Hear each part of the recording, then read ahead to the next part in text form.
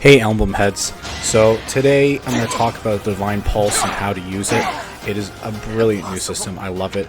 I can't bring myself to play this game like a filthy casual and have all your characters come back after they die. It just doesn't seem right. So this is such a great workaround that I think makes the game much less irritating to play when you're stuck on certain levels.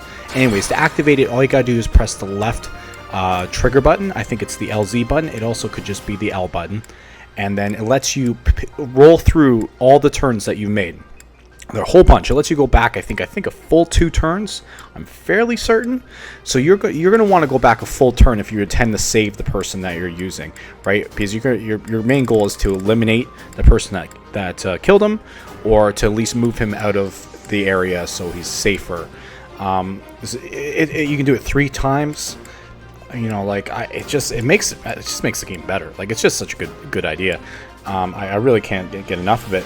And yeah, I think that's all that you need to know. Like, right? Remember, just don't move. Don't just move down a couple turns or a couple unit movements. Move down a full turn. Like, don't be afraid to go right down there and do a full turn. And it really changes the course of things and really makes this game much more playable. Anyways, if this video helped you, please like it, and please remember, don't subscribe to me.